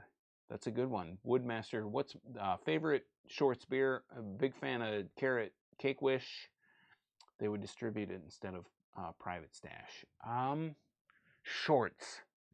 Back in the day when I was big into IPAs, I really loved Celebrator. Recently, I really loved Pan Galactic Gargle Blaster. I thought that blew me away. That was like one of those kind of mind blowing. Like, you think you've tried everything, all these different beers. You think maybe you've tried every beer, and then you have a beer that kind of pushes you. Like, I didn't know you could even do this with beer. Like, Pan Galactic Gargle Blaster was great because it was a Belgian style double IPA, and you really got those nice Belgian notes. Rob Santana, if you're listening, have you had Pan Galactic Gargle Blaster? It gave you those really great Belgian notes, but then you got those double IPA notes that were like, it just kind of melded together so well. But yeah, Celebrator, I would probably say, is one of my favorites from Shorts. I really liked the Bourbon Barrel Aged Humalupa. I thought that was pretty good. But I guess maybe, man, I'm trying to think. For Shorts, I'm just going to throw it out there. I'm going to say Pan Galactic. I think that's a really good Shorts beer. Let's see. Carlos says, saw the Griffin Claw Seltzer water at Wine Barrel Plus. I'll have to stop by there. But then I'll have to buy like 6 other Shorts. Rob says a little bit of both. I don't know what that was too, but Dave says, you've never had a Trogs Nugget Nectar. I have never had anything from Trogs. I've heard so many great things about Trogs. I've just never had it. On an Island, KBS from Michael Krosnick. KBS or Goose Island. I've never cracked the Goose Island that I've had. Maybe I'm a total poser, but I've just never cracked it. Would I say KBS, Goose Island, CBS? I'm gonna go probably like 2019 KBS, because that's one that I liked. I didn't have the Goose Island. I didn't buy this year's Goose Island. I haven't bought Goose Island since 2018, 2017, whatever I said. I don't know, however long ago it was. I would say I'd probably go with KBS because I just really dig it. I haven't had the Goose Island. I may have had it like in a beer bottle share in a line somewhere. But I would tell you that I think that Neckbeard Nectar from Transient may be one of my favorite stouts that I've ever had, like ever. And Michael Krosnick says they're close for him. DJR001, he checks in. Where you been? Finally. If you ever see it, grab a Jailbreak Brewing Dusk to Dusk. One of the best beers he's ever had. He's drinking a KBS Espresso. Michael says he couldn't get KBS Espresso. And Dave says it will be in my next. Dave, I totally appreciate it. I don't know what the protocol is for sharing beer, but I totally appreciate anything you guys want to send. If you want to send anything, feel free to. I can only try and send some of the stuff that I get back if that's something you're interested in. All right, so I think that we are about at, how long have we been going here? I've got like 67 different screens, two. But when you're a few beers in, it's kind of hard to differentiate how long you've been on. I don't know how long I've been on. An hour and a half, roughly. Is there anything else that you want to talk about? Anything besides this this Members Mark water that you want to talk about? Because I'm going to be drinking. I'm going to finish this porter, and I'm going to take a big. I have a dentist appointment tomorrow morning. Everything will be fine, but I don't want to. I don't want to show up at the dentist appointment smelling like beer. But yeah, if there's other thing, there was one other thing I wanted to ask, and I think it's about. Geez. Are you guys tired of New England style IPAs? Like, is it still a thing you want to see a lot of? I know that I do cover mostly Michigan beer, and I've been doing, I think next week, if I don't get the Blackhearted video in, I did a Narwhal video, the Sierra Nevada Narwhal, and I did quite a few weeks back. I just never put it out. I did Oscar Blues 1050 versus the Bourbon Barrel Aged 1050. So those will probably come out this week. I will do Blackhearted at some point in there, and the Dr. Juice from Parish. Are you still Michael Krosnick? How do you send money? You can do. There's a super chat option right in this chat somewhere. I don't see what you guys are seeing, but there's somewhere in here. There's a super chat. You can send money through super chat. Totally appreciate it. Not expected, not required. You don't need to send me any money, but you can do super chat. You can send money to me. YouTube gets a cut of the super chat, but you know what? It is what it is. But yeah, are there like particular styles that that you really want to see more of? Are there styles that you don't want to see any more of? I'm trying to get. I talked to somebody today at the bottle shop I went to about getting like sponsorship. So so if you start seeing like, hey, this beer is brought to you by so and so, that's just me like not spending my, my allowance on beer. Just throwing that out there. I don't know if anything's going to come of it, but I just kind of wanted to throw that out there. If you start seeing sponsorship stuff, that's just me like getting beer in exchange for doing these videos from the place instead of spending, $60 to $100 every couple weeks to do stuff like this. But we got. I'm gonna go back to the chat. I've got like two windows, so I can see the real time chat over here, and then I see like the delayed chat that you guys have over here. The real Dr. Bigfoot says, have I had any 450 North? I haven't. The smoothie stuff was kind of, if you don't know, I think it's a smoothie, right? The smoothie beers that they do are like these juice bombs, and they had like this controversy about 450 North. I think there's people upstairs now. 450 North had this controversy about their smoothie beers. They had like a lot of juice, and they weren't living up to the ABV that they said they were. I haven't. With all that being said, I have not had a 450 North product like ever. I would love to have it, but I just haven't had it. Let's see. Rob says it feels like 20 minutes. It feels like 20 minutes to me too. Let's see. Dave says he loves New England. He wishes they'd never die. That's what he sent to you. Rob says he is tired of New England style. And Rob sent me a super chat, $4.99. Rob, thank you very much. I totally appreciate it. Rob's like, I know for a fact that he's one of the OG viewers, and I appreciate that he shows up for these videos because these go on, it's an hour and a half now. I know these go on for a while, and I know he's watched. He comments on stuff. So Rob, I super appreciate sending anything. Again, I don't expect it. It's not expected. I do this because I love craft beer, but I totally appreciate anybody sending anything. Michael Krasnick says, stay on. Well, I figure this, I will stay on. I'll stay on for a few more minutes. I know that pretty soon somebody's going to be coming down those stairs over there, and it's going to interrupt this. It's going to be a very abrupt finish.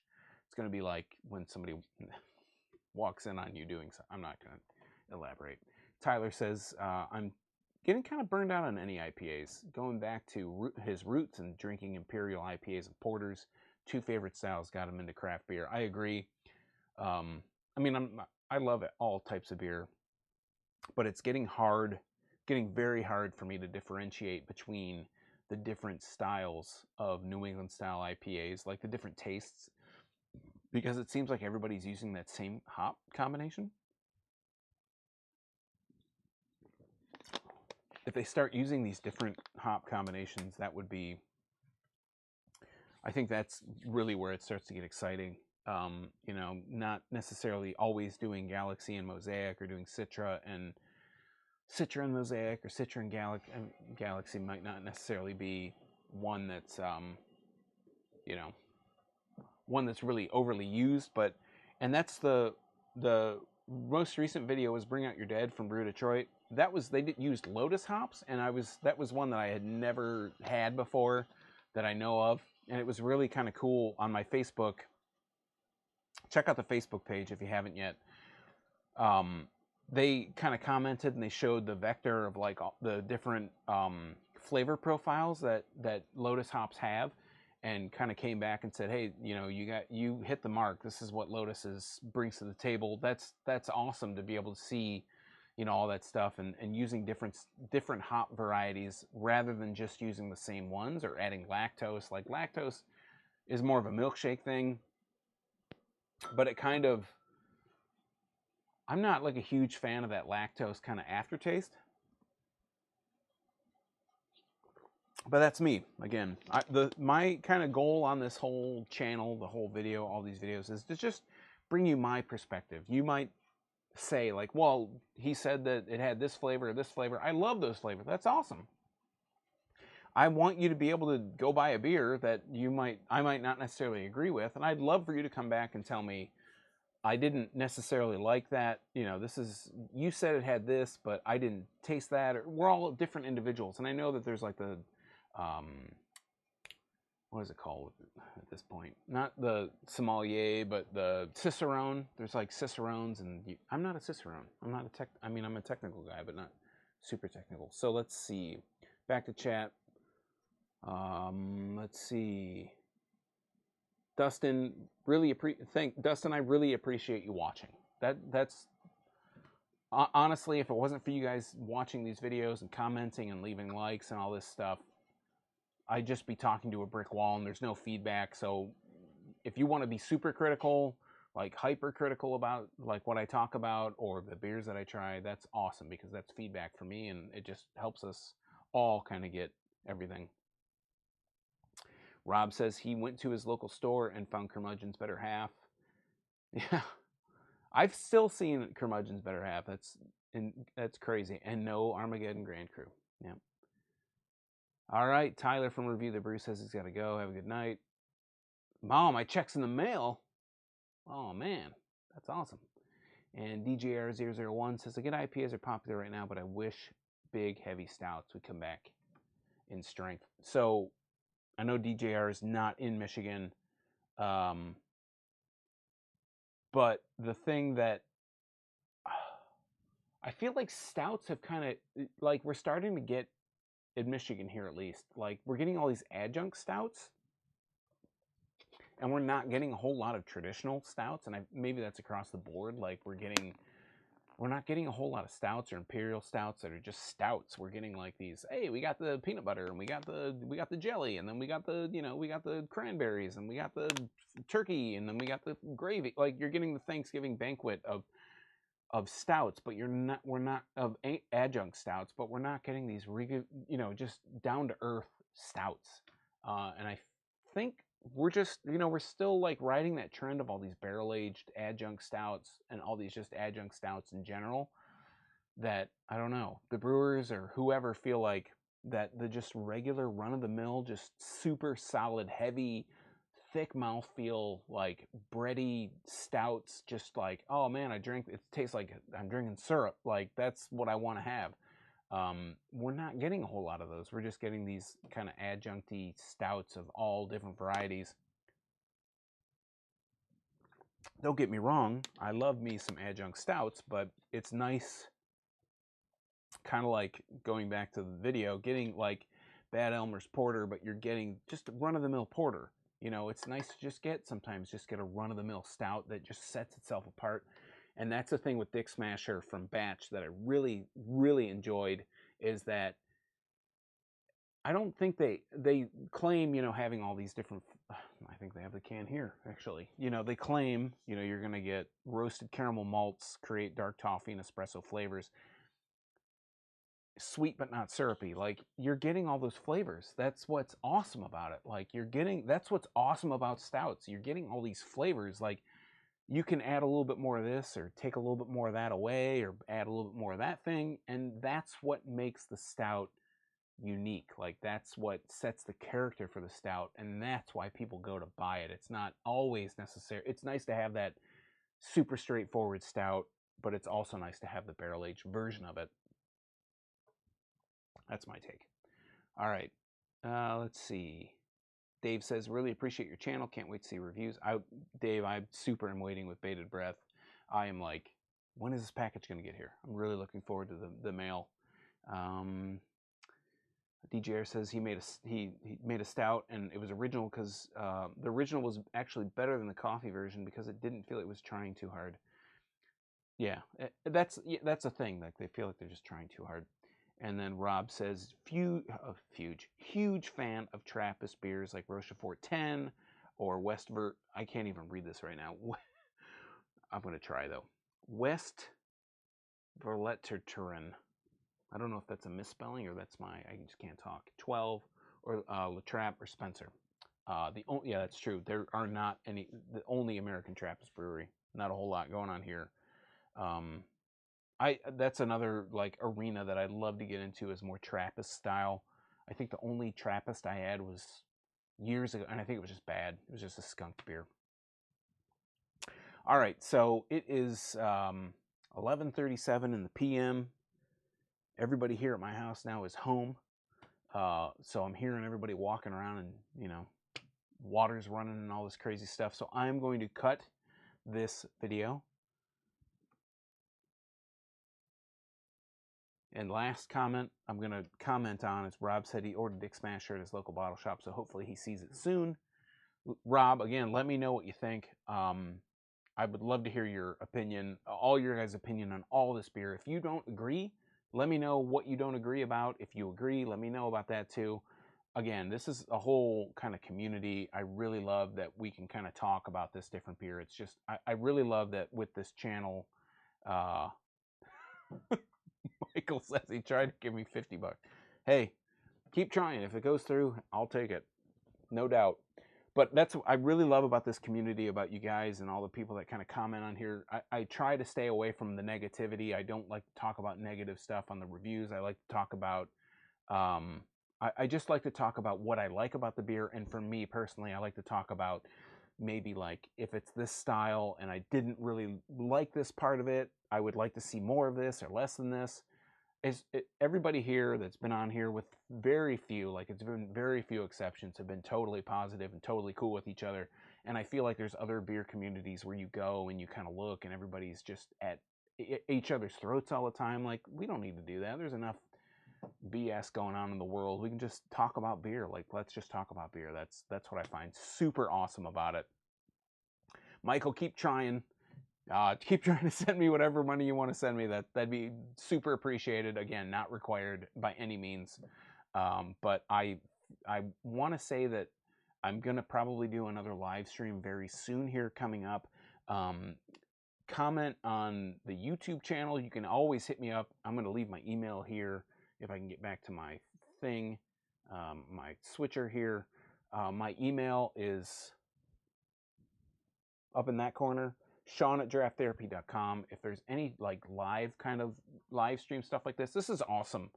Just to kind of throw it out there. I love hooking up with you guys and having this kind of thing where we just sit and we talk about a beer. I feature a beer or two or three or four or six, and then we talk about the beer. We kind of have this conversation afterwards. This is the coolest part, honestly, of my week, is coming on here and talking to you guys about the different beers. The other thing I wanted to reach out and say, I want to start doing, like, when I get these offshoot beers, like maybe out-of-state beers that I'm not, I don't want to dedicate a full-fledged video to. Would you guys be interested in seeing stuff here on YouTube that was just like really short, like 30, not 30, could never just do 30 seconds, but do like 2 to 5 minutes on just the beers without like all the fluff, all the labels, and talking about the backstory of the beer. Like just taking a beer, talking about it, like being up in my office and just drinking a beer and talking about it. Or would you rather see it on a different platform? I feel like maybe Facebook or Instagram, or maybe not Twitter, but Facebook or Instagram would be more of like the platform for me to do that. Do these like 3 to 5 minute videos, really short, no fancy graphics or anything, to talk about the beers that I don't get to. Let me know the platform that you're into. If you want to, just email me again over here. It's mirrored for me. Sean@drafttherapy.com. Email me if you have any questions, if there's stuff that you want to see, that you want to hear about. And yeah, so I'm going to cut the video right now. I'm at about 1 hour and 41 minutes. Last comment here is from the real Dr. Bigfoot. He says, "Cheers, Sean. Love your content." Again, everybody, cheers. Thanks for watching. I'm going to bring out what we did today. We did Bad Elmer's Porter from Upland Brewing. We did Dragonfly IPA from Upland Brewing. And we did Champagne Velvet, all from Upland Brewing Company in Bloomington, Indiana. So until next time, thanks for watching. Everybody, thanks for coming on. Thanks for watching. Thanks for commenting. We got a whole lot of people on here. Dave, I keep saying last comment. Dave says he loves full beer reviews, all the double cameras. Leave anything that you didn't get to say. You can email me, leave in a comment below this video. But again, as always, man, you guys are awesome. Rob says just he'll watch and follow everything. I totally appreciate that. I feel like a layperson, like I'm just kind of like, I'm trying to give you the beer through my lens, right? Like, this is how I feel about it. This is what I like, what I don't like. Anyways, enough about me. Thanks everybody for watching. Until next time, I'm Sean from Draft Therapy. Thanks for watching. Thanks for stopping by. Remember, drink craft beer, support your local breweries wherever they are. If you got a place that's 20 miles from me, or 5 miles from me, whatever the closest place is, even if they're not doing like top-notch stuff, support your local breweries, because that's where it's kind of like the minor leagues for baseball, right? Like, even if it's a small brewery that's just in your town that doesn't have any distribution, but a bunch of local people come and show up, that's awesome for your community. Support your local breweries wherever they are. And most importantly, don't forget to treat yourself to a little draft therapy. Thanks for stopping by. Thanks for watching, guys. I totally appreciate it. Keep an eye on, and DJR says keep it on YouTube. I'll do that. We'll keep it on YouTube. I will start posting more on the community thing. I'll give you guys more of a heads up on when the time is, rather than you just getting the email, because I feel like obviously that's where most people subscribe. Anyways, thanks for watching all that awesome stuff. Thanks for being you. Thanks for watching me. I totally appreciate it. If you have local breweries that you really love, have them reach out to me. I would, no matter how big, how small, I think everybody that is into craft beer is just super interested. Like, even if it's a place that is a local place that doesn't get, 80 zillion customers, they don't have like 6-hour lines for their beer releases. If they just have some beer release, it's on a Friday afternoon, you show up after work, I think that they are totally into that. I mean, that's obviously what they do. They want to just share their craft with you. So if you have any local places that do beer and they want to be on the channel, again, if I start doing those short little kind of things, I'd love to feature them on here. So give them shouts out, let them know I'm all about it. I love just promoting beer, whatever it is. And until next time, thanks for watching. Last comment. I'm gonna, this is the last one. Carlos Pena, again, longtime viewer, says I'm going to crack one open now. Galactic. He's got the double galactic Cargo Blaster, but he prefers batch 10,000 brewed IPA. That's a pretty good one too. All right, guys, thanks so much for watching. Until next time, Sean from Draft Therapy. Thanks for watching. Love you guys. Again, thanks for checking me out, and email me with any questions you have, any kind of suggestions. If you know anybody that wants to send a beer in to me, shoot me an email. Have them send me an email, and we'll get it done. All right, thanks so much, guys. Later. Michael Krosnick. I said I was gonna. Oh, he says don't go. He says don't go. He says he's trying. He's trying to send it to me. All right, I'm gonna drink. This is like when you go to the airport and your wife or somebody, your girlfriend or whoever, your significant other is like gonna fly overseas, or you're never gonna see him, or you're not gonna see him for 6 months. And you're like, oh, goodbye. Give him the hug and the tears roll down. It's a sad thing. So I'm gonna finish this water, and I promise I'm logging off afterwards. My throat is killing me. This sickness, this coronavirus, it's killing me. Heads up, 1050, Narwhal. I'm not going to sound sick. Blackhearted. If I record it this weekend, I am going to feel, or I'm going to probably feel sick too, but I'm going to sound sick. All right. Crack it. What, Carlos, what am I going to crack? Do you want me to grab a random beer out of the fridge? I do have glasses. Oh, Rob, you're killing me with these glass. You're going to see the glasses. I promise. You're going to see the one glass.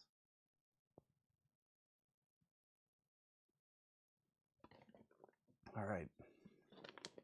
Water's done. All right, y'all. El Finito. The end. See, I'm cleaning up. People are going to watch us after. Bourbon County. All right. I'll do a Bourbon County. It'll be a 2017 or 2018 because that's what I got. Okay. Bourbon County. What year? Michael, what year? You've been driving me crazy with this KBS versus Bourbon County business. What year? I have a 2017 or 2018 Bourbon County, and I can guarantee I have that same year in KBS.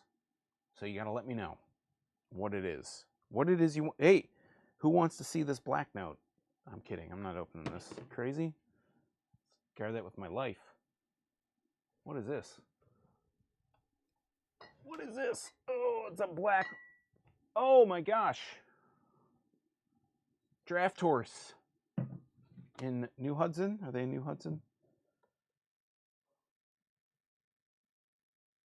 3-year anniversary ale. I have a lot. I do. I've got a lot. I've got lots of brewskis. That's truer words have never been spoken, my friend. I have lots of brewskis. Way too many. Way too many. This is the one that I want to do. Oh no, that's not it. I was gonna grab one. I'm not supposed to show you that one. I have this Trader Joe's. It's Unibrew beer, and I want to do. Oh, I don't have a 2019 Bourbon County. I have a Trader Joe's. They do their beers. Unibrew does their anniversary beers. I have a 2015, I think, in my fridge right now. All right, guys, I gotta go. All right, thank you so much again. Thank you. I'm gonna start tearing up here. Thanks so much for watching. Again, support your local breweries, all that good stuff. Sean from Draft Therapy. Thank you for watching. Love you guys, and we'll see you next time. Cheers, guys, and I'll put the next poll will be on YouTube, and I'll let you know ahead of time. Bye.